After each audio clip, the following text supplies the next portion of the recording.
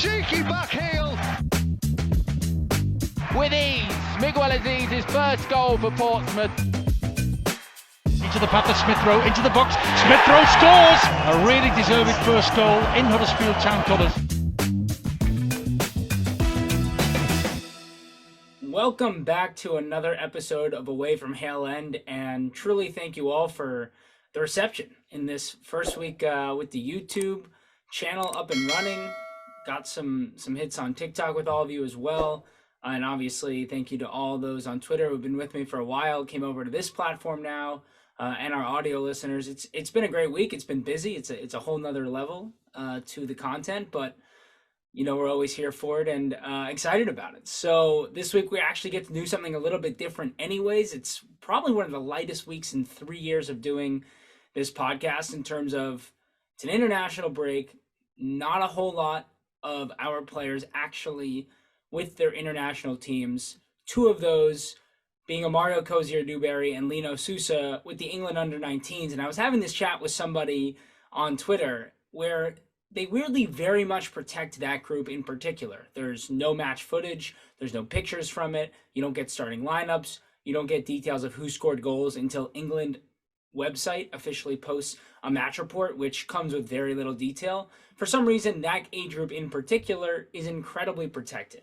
And so we only know so much about those matches versus even the England under-16s, under-17s. You can often watch those matches. You get full highlights, whether it's 2 minutes, 6 minutes, 10 minutes, photos, the whole thing. So it's not an age thing. It's specifically that group. But we do know Amario, Cozier-Duberry scored and assisted in the 6-0 win over Romania. He scored in the first minute of the match, which is, you know, that's what Amario does. He's always aggressive. And in that next match where he came on in the 63rd minute, as England was chasing the game, it was 2-2 against Japan. He played a major role in that winning goal. He nearly had 2 separate assists to Dominic Ballard from what I read, and was just always, you know, making a point of attacking the goal, using his left foot to the best of his ability, cutting inside, and has had a great couple of matches for the England under-19s. Lino Sousa came on as a sub in the 71st minute of that 6-0 win over Romania, and then played the full 90 in the 3-2 win over Japan. Aside from the England under-19s, the only other things we did have to cover from the international side of things was Brooke Norton-Cuffy and Charlie Patino.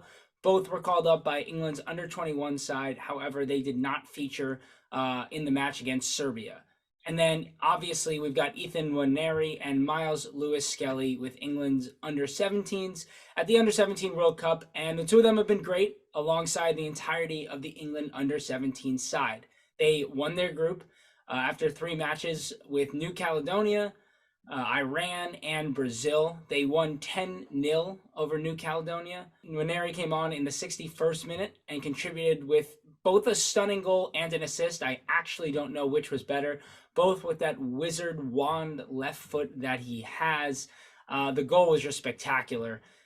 Received the ball at the top of the box, took a touch around a defender, and just curled it into the corner beyond the keeper. And then a few minutes later, the assist, received the ball in the right half space and does what he does best, which is play that little lofted, curling, in-swinging ball to the back post, which was finished off in a lovely manner. And that was a 10-0 win over New Caledonia. And Myles Lewis-Skelly also was great. Played the first 61 minutes and had an assist. He also won a penalty early on in the game, being tackled in the box by 2 players.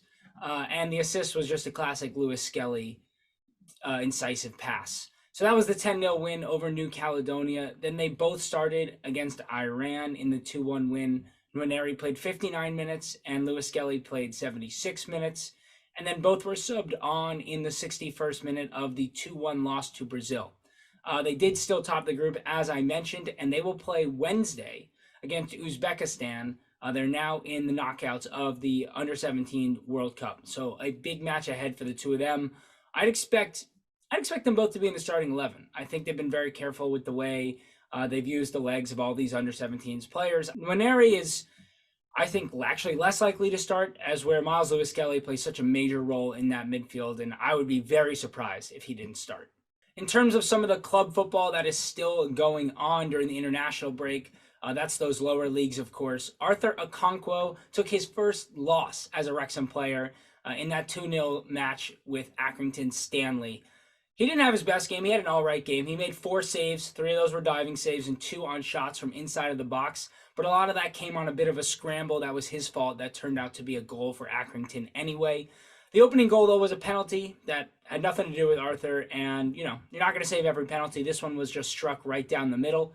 And then the second goal was Arthur Okonkwo's. But instead, Arthur kind of palmed it back into the path of the striker, who, after a little bit of a scuffle with Okonkwo, ended up scoring a goal and kind of putting the game away for Wrexham. But that's Arthur's first loss in 11 matches for Wrexham. He has 5 clean sheets up to this point. Losses are going to happen, especially in League 2. More on Arthur Okonkwo later, but let's continue with the few players we have to talk about here. Kido Taylor-Hart returned to the bench for Bromley, but he did not feature. Billy Vigar started against Hendon in a 2-0 loss for Eastbourne Borough. And Salah-Eddine Oulad seems to have his starting position nailed down for Den Bosch. He played 45 minutes against Telstar in a 4-1 loss. 13 of 19 passing, 1 shot. He was 1 successful dribble on 2 attempts. 2 of 4 tackles won, and 6 out of 10 duels won. He actually had a couple of nice creative actions, receiving the ball in that left wing, left attacking midfield kind of position, not always with his heels on the chalk, but also not always quite as inside as the half space, kind of in that zone, playing through balls into the channel for his strikers and getting involved kind of more towards the top of the box. However, Den Bosch continue to struggle with build-up play, and that really limits what Salah-Eddine Oulad can do. He's not really a Phase 1 midfielder. He really is a Phase 2 and Phase 3 midfielder, and so when he's not able to actually receive the ball in areas where he can be threatening, he doesn't always have the greatest impact on matches. But again, his defensive contributions have been excellent so far for Den Bosch. Winning 6 duels and 2 tackles in this match is excellent output for a player like him. And now we're going to go on to a new segment. This is something I asked for you guys to do on Twitter. Give me some questions, and I will answer them. I always see tons of questions in my comments on all the platforms and don't really have necessarily the time to answer them, nor do I feel like I can answer in 140 or 280 characters, whatever it is that I might have. And so I figure this is a much better space for that. And instead of doing a player profile, that's what we're going to do, because I sat down to answer these questions, and it turns out to answer a lot of these questions, I needed to kind of define the profiles that we're talking about. And so hopefully I picked 3 that I thought were kind of the most interesting and ones that I see most often come up on my timeline that people are wondering about, and we'll go from there. And I'm sure we'll do this again sometime in the near future. If not, we can always, make it happen, whether that's in spaces on Twitter or if I have some time to do some Q&A on Twitter just in general. But the first question comes from at IG Big Man Rapper. Between Nwaneri and Skelly, who is more talented? And I think to answer this question, it's key to figure out kind of what does that mean, right? Like, what is more talented? Does that mean they have better technique? Does that mean they have a higher ceiling? Does it mean you're asking me who I think will have a better senior career? I mean, I get this question specifically a lot because Nwaneri and Lewis-Skelly are obviously from the same intake. They've kind of arrived on the scene at the same time. Everyone kind of hypes them up as the 2 biggest prospects at Hale End in a long time. They're always with the same England under 17 team or England under 16 team. Everybody kind of groups these 2 together, and I understand why that question happens a lot. But I think it's key to remember that we don't want these 2 to necessarily be in a competition against each other from the media standpoint, because that's going to happen no matter what happens. The kids are only 16 and 17 years old. There's just no way of really knowing the answer to a question like this. They have their entire careers ahead of them, and God willing, they're going to both play for Arsenal for a very long time. Let's just kind of appreciate how good they are and how enjoyable they are to watch. And before the media jumps on this question, because it will be a huge topic of consideration over the next 2, 3, 5, 10 years potentially, considering how good these 2 players are, you don't want the fans to be pitting them against each other. Having said that, I will answer the question in the way that I will talk about what their strengths are. What do their next steps look like, and what makes them such unique profiles and why they have all this hype around them. And then that gives you guys the opportunity to kind of figure out who you think is quote unquote more talented or who has a brighter future. Let's start with Ethan, because he was the one who actually has a senior debut. I think he got a lot more hype about him first. Here's what we know about him. He has an incredible attacking profile. He can play anywhere across the front line or as an advanced 8. His left foot is an absolute wand, providing perfect weight and precision with each pass that leaves his boot. His decision-making is incisive, creative, and deadly. He has incredible instinct to know where his teammates are and where the gaps in space are for himself and his peers to exploit. Ethan's passing range is unlimited. One touch, two touch, off dead balls, from half spaces, in tight spaces, it doesn't matter. There isn't a pass he doesn't believe he can make, and he's right about that like 99% of the time. And then, of course, there's his ball striking. With both feet, Nwaneri can strike through the ball with extreme power and precision. Or he can choose to curl the ball around defenders and around goalkeepers. This is a trait that is much harder to teach than you would think. To have ball striking capabilities like his at this age is truly, truly unbelievable. Ethan also has the physical traits that make a star. He's tall, but not lanky. He has a compact build, allowing him to dominate offensive duels centrally and not easily be pushed off of the ball. This is a key facet for a creative profile who can most succeed as an interior. You can't just have the technical skills to turn out of tight spaces and burst through midfield, but you must be able to keep hold of the ball and throw shoulders around when necessary. These are the talents of Ethan Nwaneri, and I will let you as a listener decide what the ceiling is for somebody with that set of skills. To go over it again, it's the creative passing, the wide range of passing without any specific bias to one side. It's the ball striking that is truly unteachable. And of course, it's the fact that even at 16, he's one of the strongest players on the pitch, playing with players far above his age group and sometimes in senior football. To me, it's the most complete attacking 8 profile since David Silva. But what's most important moving forward for Ethan is his belief in himself. It needs to continue to grow, but also steady him as a player as he begins to reach this next level of stardom. It's not going to be long before he's introduced full-time to the first team. And by not long, I don't mean it's going to be in 2 weeks, it's going to be in a month. But you can expect to see him in preseason with Arsenal next year and to go from there. There is just clearly too much talent with Ethan Nwaneri to be ignored, and he's the type of player, like a Bukayo Saka, who completely skips the loan level of development and goes right to the first team. And now Myles Lewis-Skelly. His talents are actually far more surprising for his age and much more unique. And that's not to take anything away from how ridiculously good Ethan Nwaneri is. But the way that Lewis-Skelly uses his frame to enhance his technical skill is just so unusual for a player who's only 17. And by the way, he's been doing this since he's 15. Myles bounces off every challenge that comes his way. He spins out of tight spaces, uses his immense running power to shake off defenders, and he has the ability to scan and drop the shoulder in midfield when he feels pressure rising. His legs are springy and agile, allowing him to shield the ball and burst into open space. And then, of course, there's his ridiculous passing profile, which is that of a deep-lying playmaker who's happy to play vertically when the opportunity presents itself, but knows how to spread the ball to his outlets with little bias. Lewis-Skelly can and will dictate the tempo of the match, depending on how he sees fit. That's the kind of mental profile he brings to the midfield. At times, it's calm and patient build-up, picking up pockets of space where he can control the play. At other times, it's raucous, gung-ho, beast mode, physical spurts where Myles takes out the entire opposition with one action, whether that be a run or a pass, and sets his team up for a clear scoring chance. Lewis-Skelly has such a versatile skill set that it still remains to be seen whether he's an 8 or a 6, but mostly because he's so deadly from both zones. Trust me, this is a very, very good problem to have. The more he can play as a 6 in the academy, the better for his future, teaching him control and responsibility, teaching him the importance of pausa, and developing him into the type of midfielder that changes the way a team can play. And now I say all of this about Myles Lewis-Skelly and Ethan Nwaneri because the two are such incredibly different profiles, but share so many of the same traits that pretty much guarantee success at the senior game. It's being a three-headed monster, something we've talked about before. It's the mentality, it's the physicality, and then of course, it's the trademark of Hale End players, and that's the supreme technique. the real beauty of this is how different the two players are and how well they suit each other when played together. Yes, you might think two left-footed midfielders, an issue Arsenal already have.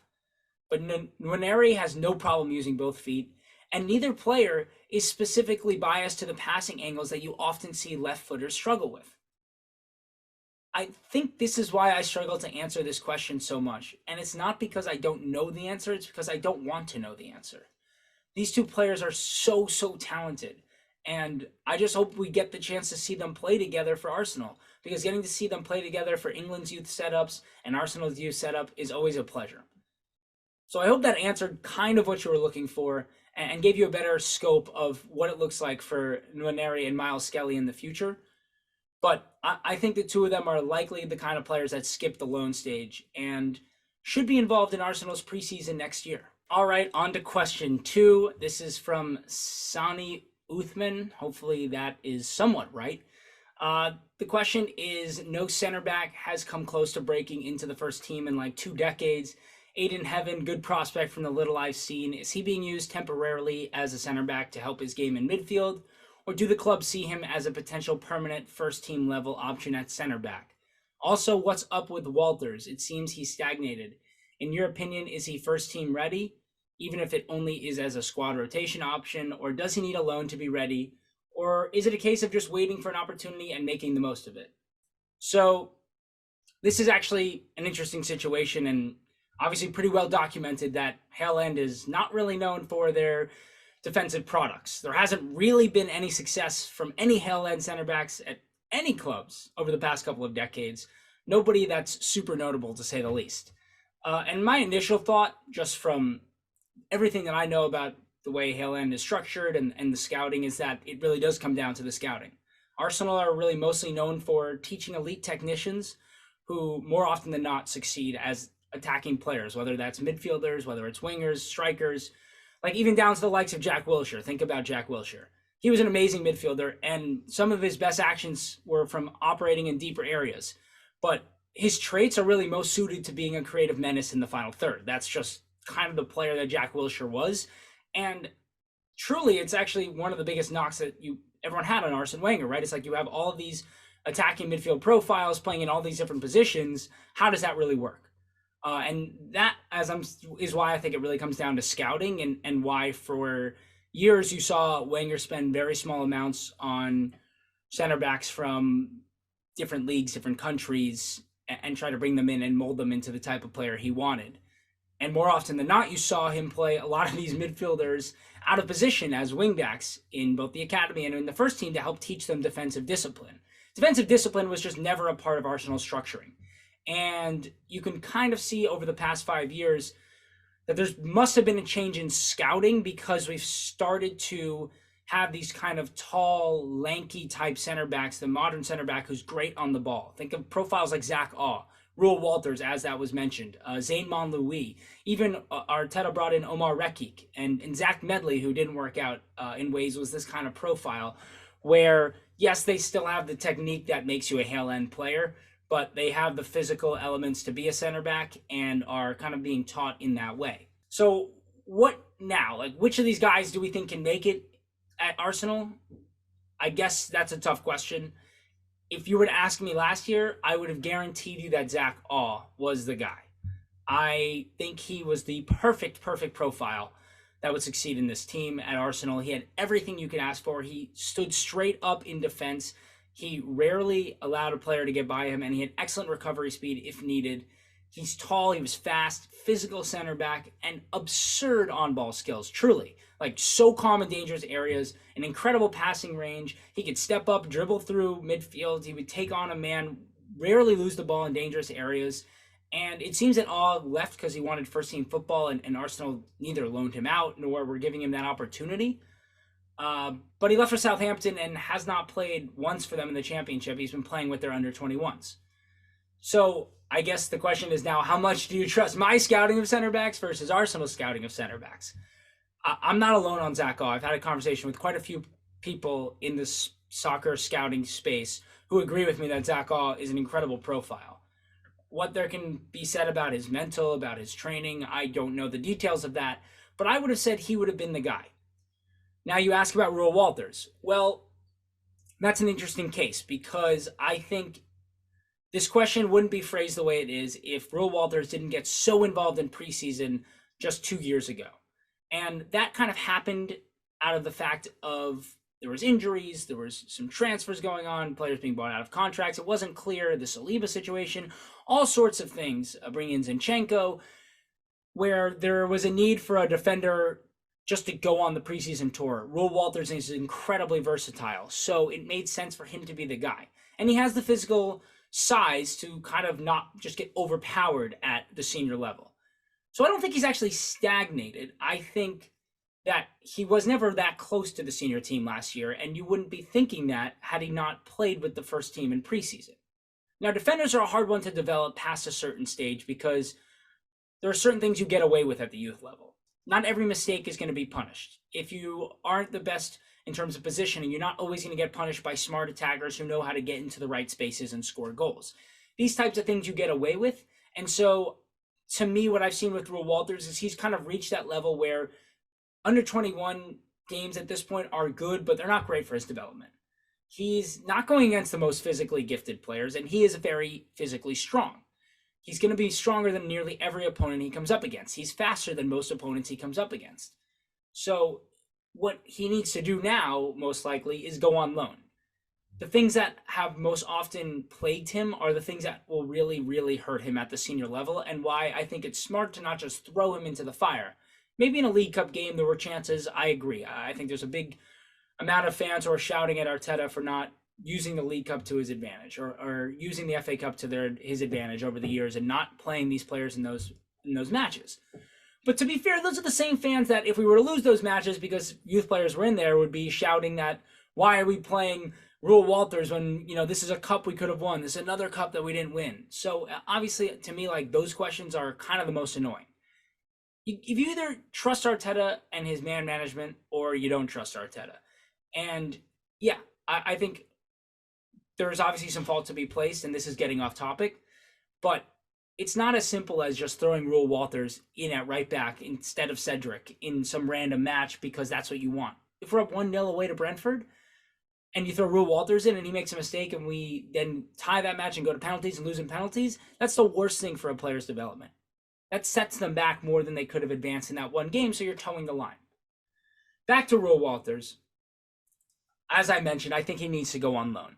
And what's kind of hurt him is the fact that he is so talented and so versatile that I don't think that he's had the opportunity to get comfortable in one specific position. This season, he's really gotten to play more center back, and I think in January he goes on loan somewhere where he's going to be a center back. And I do think that's probably his future, although he could be a Ben White type profile where he ends up being kind of a right back, and then in possession, when Arsenal go right center back, left center back with the left back inverted, you could see Reuell Walters working one of those situations. He has the pace, he has the stamina to be a Ben White, someone who can overlap for Saka and also be back as a right center back in the defensive shape. So that's the obvious answer, is Reuell Walters, no, he has not stagnated. I don't think that's the right word. What I do think is it's important for him to continue developing, and to do that, he must go on loan. And last but not least on this question, Ayden Heaven. No, he's not a center back. That would be way too limiting for his potential. His potential in other positions is just far too large. However, he is being asked to play as a center back and a left back for youth sides for a couple of reasons. Number one, at times we've kind of had limited selection in those areas due to injury, due to loan, whatever it might be. And Heaven has all of the physical assets at this age to be a defender.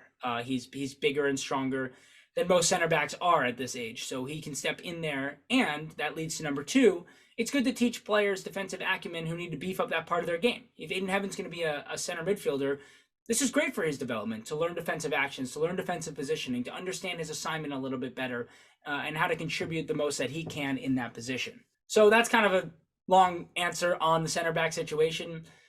I think over the years, and this is going to kind of go into our next question, Arsenal has kind of changed their scouting, and I think they're starting to get more defensively focused. There are actually quite a few wingbacks in the setup who I think are surefire players to be impressive on the senior level. Lino, Sousa, Brooke, Norton-Cuffy, Mikhail Rosiak, just to name a few. those three are super special talents as well. So the defensive scouting has definitely changed over the past few years. All right, our last question, and this one somehow turned out to be a super long answer, and that's because, first of all, there's a lot of options, and second of all, there's not a lot of people talking about it. So hopefully this is useful for a lot of people. But Next Gen Arsenal Scouting Indoors, you guys all probably follow him if you follow me. Deep dive into Arsenal Academy keepers. I struggle to assess goalkeepers. And to be fair, who doesn't struggle to assess goalkeepers for so many reasons? First of all, size is such an important aspect of goalkeeping, and players at the youth level are usually not fully grown out.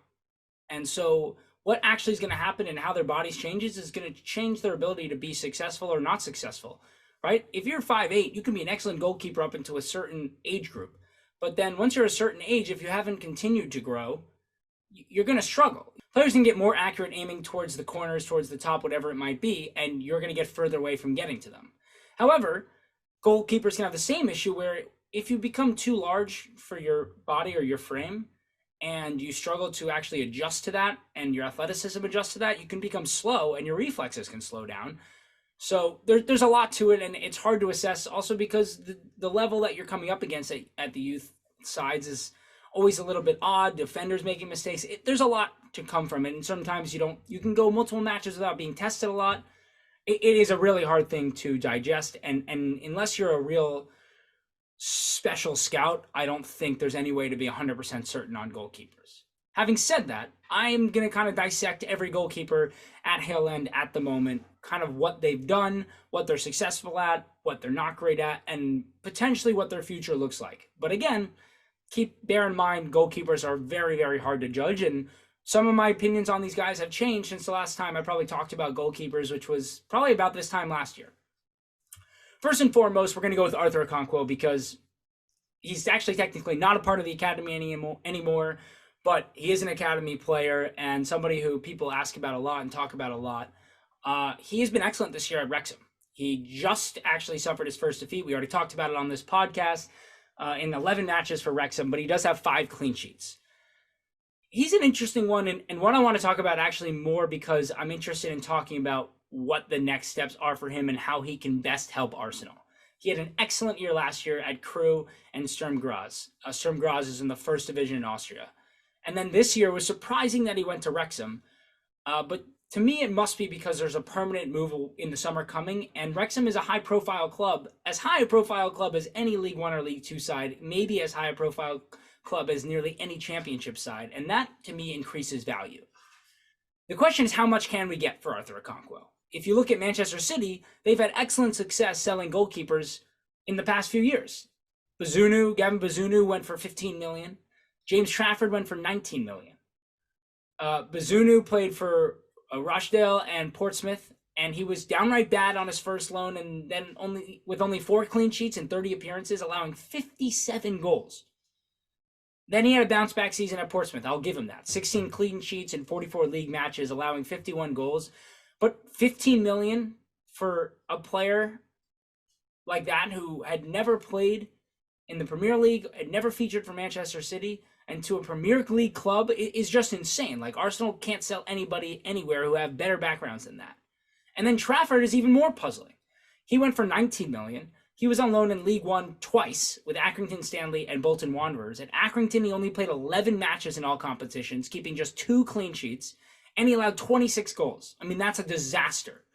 And then at Bolton, he played 50 matches all comps, 26 clean sheets, and 36 goals were allowed. Those are fantastic numbers. Those are truly spectacular numbers. But in League One, yes, he had success with England's under-21s, but are we really building that into his transfer? That seems absolutely insane to me.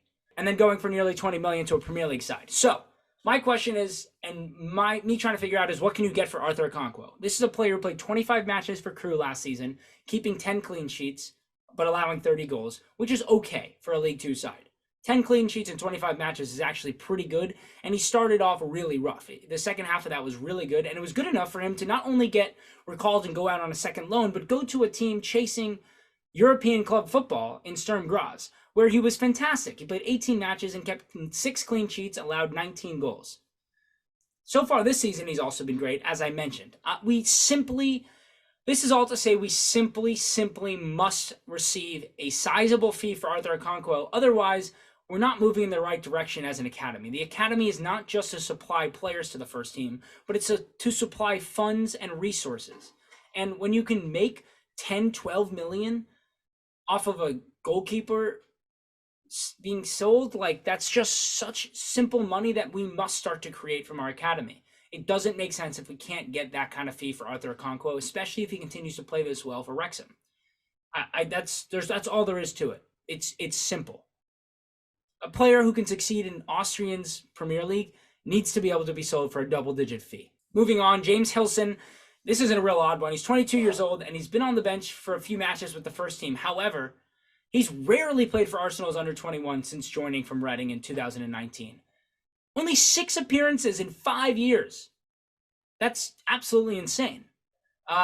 There's clearly, this isn't like a future situation for Hilson. He actually does train a lot with the first team, and the way I see it is he's more of an extra body.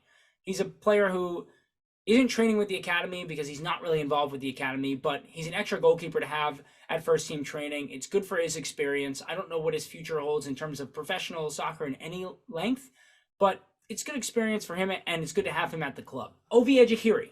This is a guy you guys heard me talk about quite a bit last year. He was awesome on loan, 20 years old.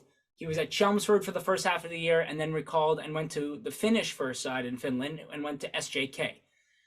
In total, he played 41 matches, kept 20 clean sheets, and only allowed 32 goals. Another spectacular goalkeeping season for an Arsenal product. His reflexes, Ovie's reflexes are the best of any academy goalkeeper that I've seen Arsenal have in the past 10 years. He makes saves on shots from inside the 6-yard box that are seemingly impossible, like truly, truly shocking. However, what is going to hold him back, and this is what's going to hold back a lot of goalkeepers in the next 10 years, is his ball playing ability and his precision passing. He's just not the most comfortable with the ball at his feet. And I think that actually is the main reason he didn't go on loan this year. As crazy as that sounds, if he goes on loan to a League One club or a League Two club, they're likely not going to be focused on playing out from the back, which is a lot of what we saw with Ovie last year at Chelmsford and SJK. However, Arsenal's under-21s are very, very hell-bent on playing out from the back, playing with the same philosophy that the first team does. This gives Ovie a chance to improve on that and show what he's made of. So I actually believe he'll spend the entire year with Arsenal's under-21s, and depending on how his ball-playing ability improves, he potentially will go on loan next year, or his career with Arsenal is over, whatever it might be. But to me, that actually is a great move by Arsenal, and a very smart one, and one that not many people probably saw coming. Then we have Hubert Grashik, also 20 years old, coming off of a great season with the under-21s. The stats probably don't show it, and again, that's why it's really hard to judge youth goalkeepers, because statistically, there's not a lot there to help your basis and your claims. But Grashik has showed his immense ball-playing ability and shot-stopping throughout the season. It was vital to Arsenal's build-up play. He was especially good at that first pass over the first defender who's pressing into the wingback's feet. It's a very important pass to have in modern football. It's what allows a defender to be it's what allows a goalkeeper to be a part of build-up play.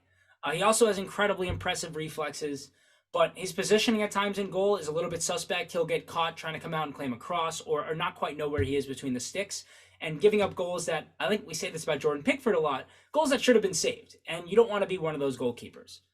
Interestingly enough, he was sent on loan to Slough Town this year in the National League South, but after 4 appearances, he was recalled due to what I think was just bad faith. When Slough Town brought in another goalkeeper on loan, Arsenal got angry, as they should have, and recalled him. So he's been playing with the under-21s. I actually do expect him to go on loan again in January, because Hubert really hasn't featured yet with the under-21s this year. It was not a part of the plan for him to be with that side, and that's because of the players that I'm about to start talking about.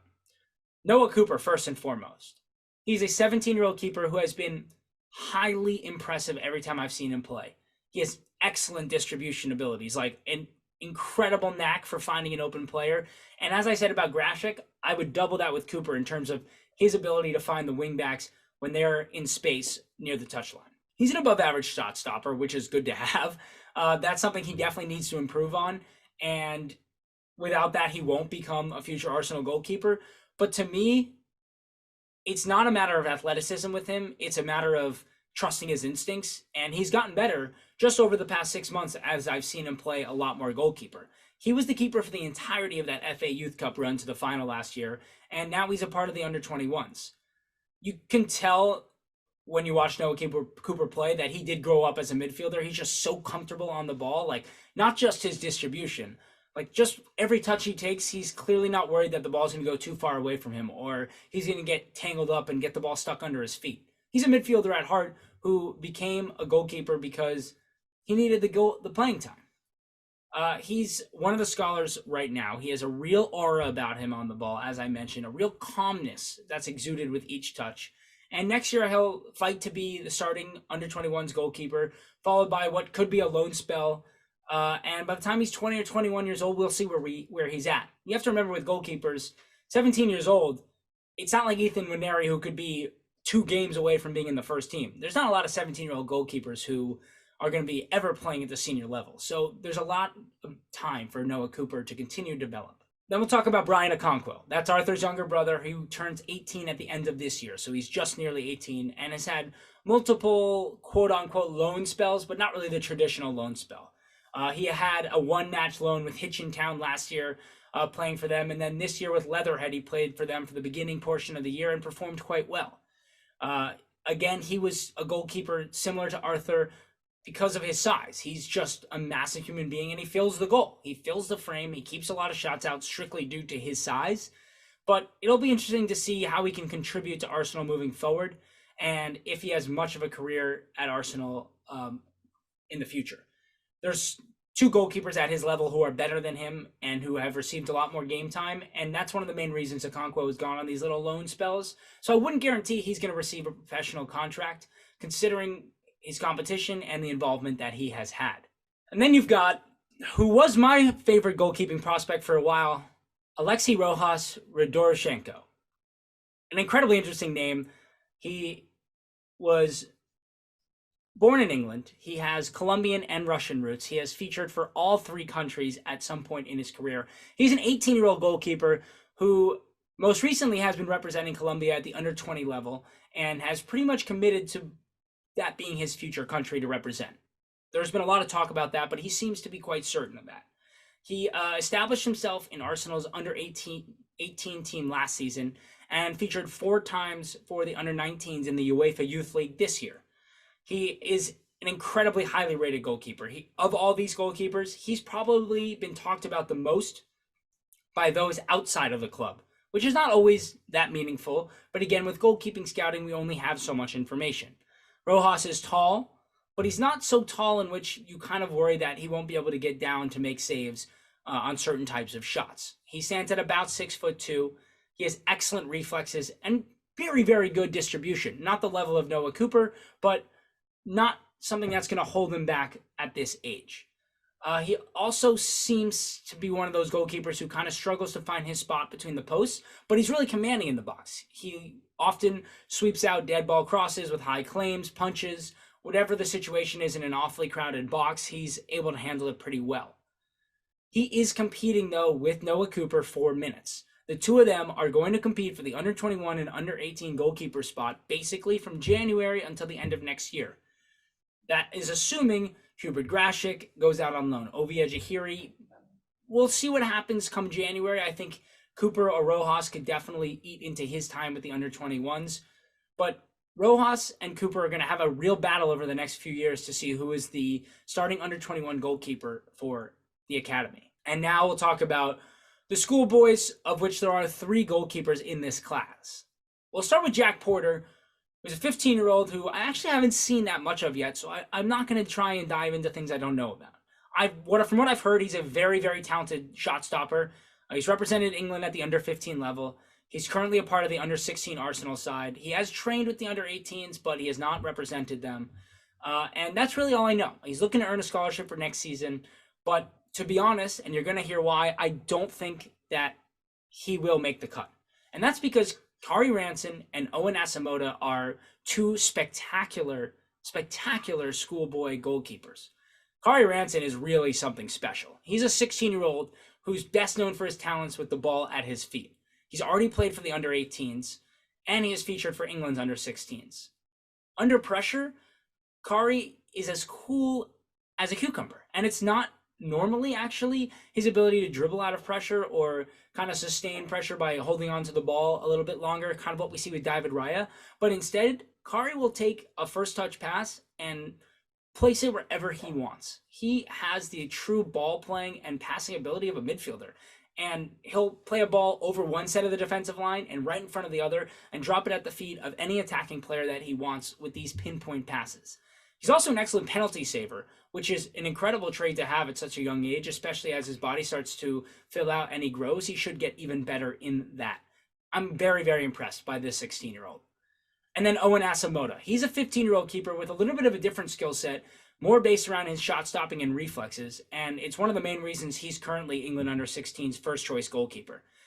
He trained with the first team as a 14-year-old. Arteta called him up to train with the first team as a 14-year-old. That's how good Asamoah's shot stopping is. So basically, what I'm saying is, I think it's unlikely all three of these schoolboys earn a scholarship. It'll probably be Ranson and Asamoah. They seem to be the more talented of the two. But of course, anything is possible. We've definitely been surprised by scholarship intake before. So, next gen Arsenal, I hope I answered that question to the best of my ability. As I said, I'm not going to try and make these takes be super specific because with goalkeepers, it's really hard to scout them. But that's kind of a rundown of all the goalkeepers at Hale End at the moment that we know about. And I'll continue to try and keep pace with them and find as many clips as I can of them. There's really, of all the players, there's the least amount of information about goalkeepers. And that's going to be it for today on Away from Hale End. Thank you so much for listening and for your questions. For those I didn't get to, maybe we'll have time for another one of these Q&As sometime soon. Maybe it'll just be a special episode if I have the time during the week. But hey, drop a subscribe, drop a like on the YouTube, drop a follow on Spotify, Apple Podcasts, wherever you get it. A follow on TikTok. I'll be posting more of these profiles, question answers, all sorts of highlights there as well. It'll be similar to my Twitter, but probably with a little bit more video heavy, but also with my analysis underneath. Just make sure you're following me at all those places because a lot of the questions that were asked have been answered in one way or another and will continue to be answered. But other than that, we will see you next week.